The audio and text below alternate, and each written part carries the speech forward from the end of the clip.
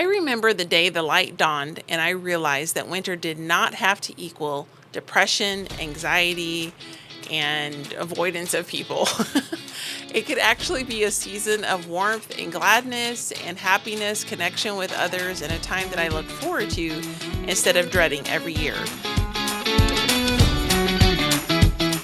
Do you want to achieve your goals, but anxiety is tripping you up? Like to keep those fun weekend plans, but depression has you counseling again? Hey, I'm Lori, dog mom, lover of nature, and hygge enthusiast. Positive psychology skills help me overcome chronic severe PTSD.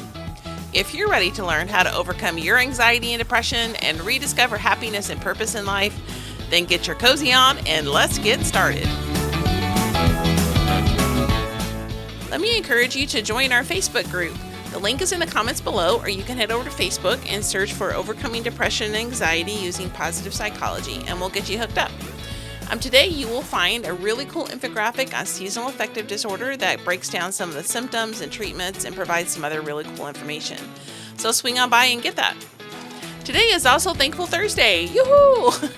So swing by and share something that you're thankful for. I really enjoyed reading your comments last week, and I'm looking forward to another great week of being thankful. The very first gym membership I ever purchased was to give myself access to a treadmill over the winter months. I had found over a course of time that I struggled with a lot of depression through the winter months. I would be grumpy, life would be gray, I didn't want to be around people. It was just a really hard time, and I was getting to the place I dreaded it. And I didn't like that because fall is my favorite time of the year. I love fall. And yet I was struggling so much emotionally during those months. So I decided to try to figure out a solution. And one thing I realized is that my exercise, my cardio specifically, dropped considerably during the winter months because most of my cardio was spent walking, hiking, exploring, spending time by the river. I loved it. But in the wintertime here in the Midwest, along the Mississippi, way too cold to do that. So my exercise would drop sharply. And so I decided to try a gym membership over the wintertime. Only piece of equipment I touched the entire time was the treadmill, but it made such a big difference in how I felt that I decided to keep it up. So for a few years, every single winter, I would buy a gym membership, use a treadmill, and then cancel my membership and go back outside when it warmed up in the spring. It wasn't until sometime later I realized I was dealing with what we affectionately call SADS, or seasonal affective disorder. Now, SADS is a type of depression that occurs in conjunction with weather conditions. So you have fall-winter SADS, which is what I deal with, and then you also have spring-summer. And about 25% of the people that have SADS will have it in the spring-summer. And because of that, there's not as much access to data. There's not a lot of information known about that season. There is some, but most of the research is being done on fall-winter seasonal affective disorder. And while they haven't come up with some hard and fast, this is the cause for seasonal affective disorder, they have come up with some common themes. So basically, it seems to boil down to the balance of hormones, and two specifically. Low serotonin can drive seasonal affective disorder, and in the winter, an overproduction of melatonin. Now, that one in the summertime is switched. Summertime, folks have too little melatonin. In the winter, we have too much. So it makes us want to sleep all the time. So serotonin, 90% of it is produced in the gut. The rest of it's produced in the brain. You can get it from certain foods or supplements that you can take. One supplement in particular that can help you is vitamin D. You can get that both from your food and also through a high-quality supplement that can help increase your vitamin D levels. And vitamin D helps encourage and support the production of serotonin. Also, a big key factor and cause for seasonal affective disorder is the overexposure in the summer of sun and the underexposure in the winter.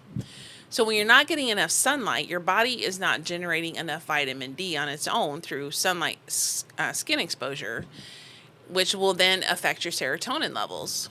And now you can get vitamin D from food as well, but a huge source of that is through the sun.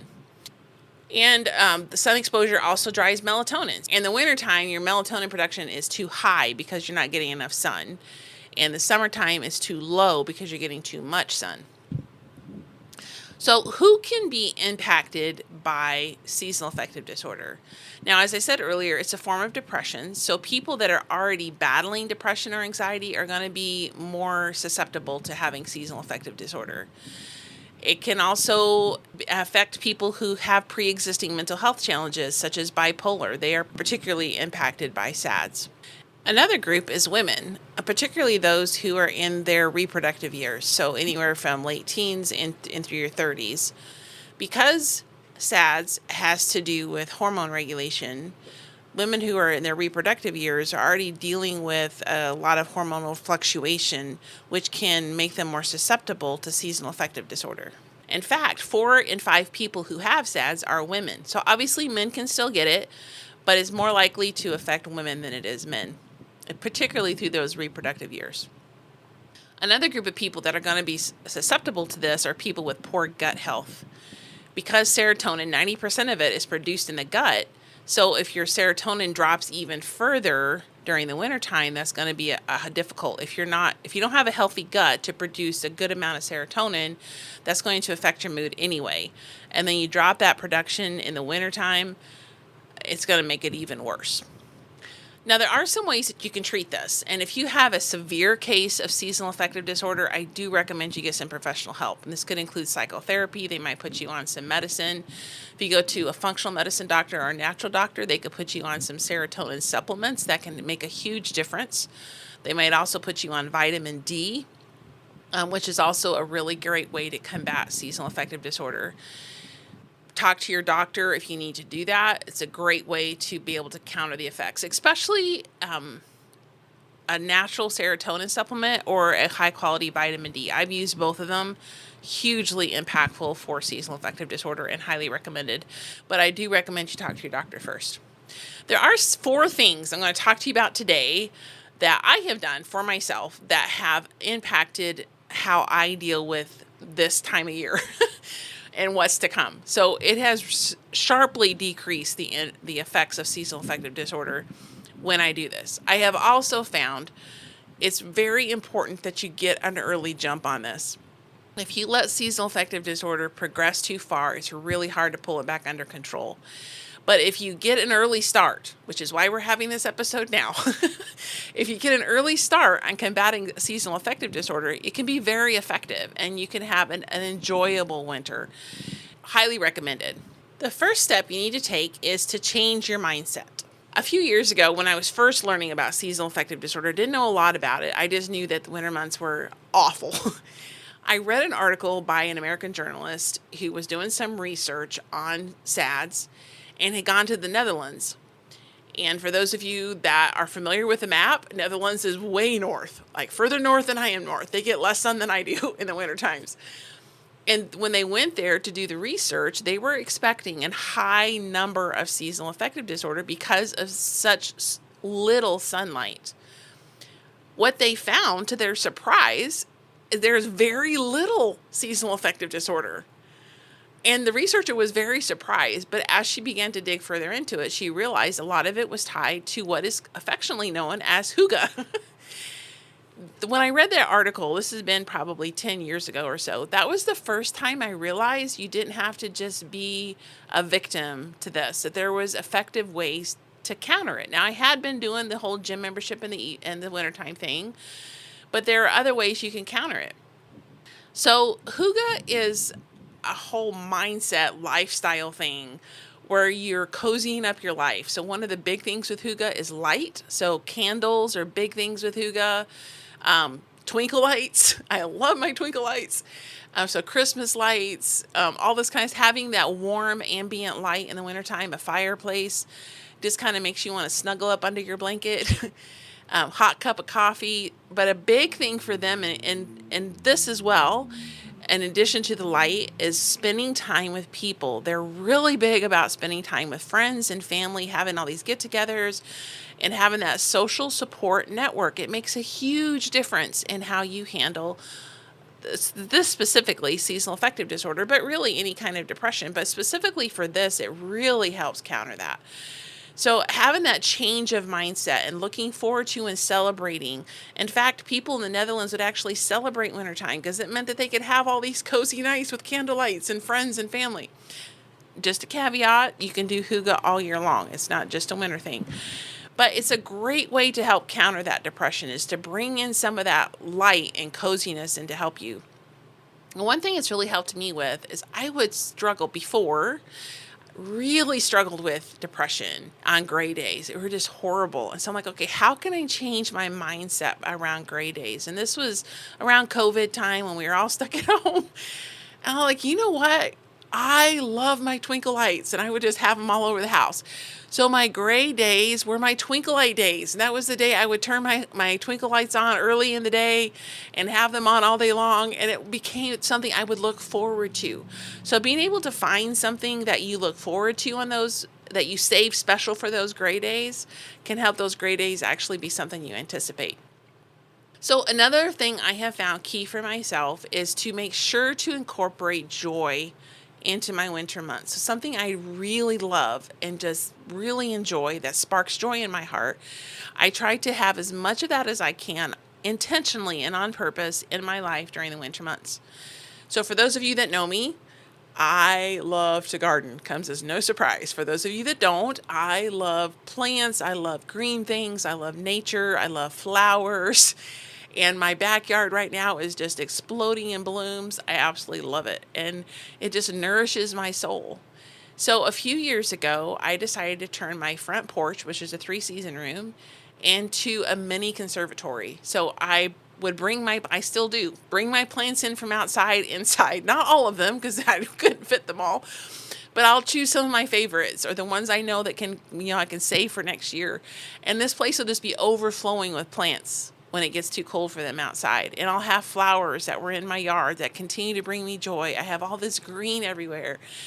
And it just becomes this little haven out of my front porch. And I love it. And it brings so much joy to my heart and just feeds me and helps me counter some of that seasonal affective disorder. I'll find things that make me smile in the store, that every time I look at it, it just brightens me up. And I'll buy them and poke them around around my porch or around my house as a reminder of bright and sunny things. So make sure that you're incorporating joy into your life on purpose, something that really makes you joyful throughout your winter months, and that will help counter that seasonal affective disorder.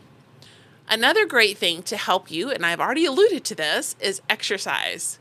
So if you're like me and you live in the Midwest where you can't really reliably exercise outside, in case you're super brave and you want to be out in the cold, which I am not and I don't, find ways that you can exercise in the winter months that keeps you going. So last winter, my housemate actually bought a stationary bike that we have in the house, so we can do that. If you're a mall walker, you can go to the mall and walk around the mall. You can get a gym membership. However you're going to do that, find ways that you can keep moving during those winter months. Now, the last episode we talked about the effects of depression and stress, and one of the great ways to counter that is exercise. So highly recommend you incorporate some exercise in your life. Another big one is light therapy. Light therapy is hugely impactful during your winter months. So buying a happy light, you can just search on Amazon or Google or go somewhere, wherever you buy your stuff, and look for a happy light. They're much more common than they used to be. And the price is fairly reasonable. And you can time that. So you want to time it in the morning when you get up, when you want to set your circadian rhythm, which is your sleep-wake cycle. You want to set that in the morning and at night, but you don't want to use your happy light too late because it'll keep you awake. But you want to extend the daylight hours so that your melatonin production goes down in the wintertime. You're producing too much, as I mentioned earlier, because of lack of sunlight. So you get those happy lights to help you produce less. So use it in the mornings. When you first get up in the mornings, you can have it going for anywhere from 15 minutes to 2 hours. And then do it again in the evenings, like say from 5 to 7. If you go to bed around 10, do it 5 to 7, shut it off 3 hours before, and start using more of that ambient light so your body starts winding down for bed. But this will have a huge impact if you do that. I've noticed a big difference when I use the happy light. Really helps with my mood and energy, etc. Another thing you can do in relation to light therapy is a dawn alarm clock. That's DAWN, dawn alarm clock. And it's a simulation of the sunrise in the morning. So it will start going off 30 minutes, at least mine does. Goes 30 minutes before my alarm goes off. The quote, sun will start coming up, and it gradually gets brighter and brighter and brighter until your alarm goes off and is at its full brightness. And you have control over the settings and how bright it gets, etc. It's a great way for your body to wake up closer to what it was intended to naturally as the sun comes up, and can really help counter some of the effects of that druggy, I want to sleep forever feeling. And another thing I mentioned earlier was twinkle lights and that warm ambient light, candlelight, that can give you such a cozy feeling. And this isn't necessarily technically light therapy, but having that cozy ambient light can give you that just kind of wrap around cozy feeling and can really help. Now, I did talk about this a little bit earlier, but the fourth thing I want to talk to you about is vitamin D. Now, this is actually a hormone, but it was already called vitamin D when they realized that, so the name stuck. But especially for those that are further away from the equator. So the further away from the equator you get, the shorter your days are in the wintertime, and the more important it is to get vitamin D in your system. So again, if you want, you can talk to your doctor, get some blood work done if you need to. But there's two ways you can get vitamin D in your system. One is through food, so get some really vitamin-rich D foods. And the other one is through supplements. You want to get a high-quality supplement. Don't pay something dirt cheap from Walmart. That's just my personal opinion. You need to get a good quality one so that your body is absorbing it. You're not absorbing toxins. But vitamin D is a fantastic way to counter the effects of seasonal affective disorder, as it will help increase those serotonin levels, the production of that, which will help counter that depression and negativity that you're feeling in the winter months. So I want to run over those just really quick for you once again. One, change your mindset about winter. So incorporate some hygge in your life. Look for ways that you can build something into your gray days that you anticipate, like turning on your twinkle lights. Mine are on today because it's a gray day. Make sure to incorporate joy in your life on purpose. So number 2 is exercise. It's a great way to counter that and get your endorphins up. It helps. Light therapy, so you can have happy lights, dawn lights, DAWN, dawn lights, and your twinkle lights or candles, firelight, whatever those ambient lights are. And then your vitamin D, getting some vitamin D into your system. And I would recommend doing all 4 of these as early as possible, especially the mindset, get working on that right away, and vitamin D. You don't want your vitamin D levels to drop too far because it's harder. It's not hard necessarily, but it takes time to get them back up. So if you can start working on that earlier than later, it will be hugely beneficial. So I hope you're able to learn something today, and we'll talk more about this throughout the winter months because I want to keep you guys on track on seasonal affective disorder and countering the effects. You can have a cheerful, happy winter just like I do. Yay! And we'll see you back here again next time. Hey, my friend, I hope you enjoyed today's episode. If so, would you please take 30 seconds and share it with someone you know who may be struggling with depression and anxiety? Also, would you please leave a quick review for the show? Knowing how this podcast is helping you fills my heart with so much joy, and it motivates me for future episodes. For now, it's time for Sam and I to head outside to enjoy some sunshine and fresh air. We'll see you back here on Tuesdays and Thursdays for more great episodes.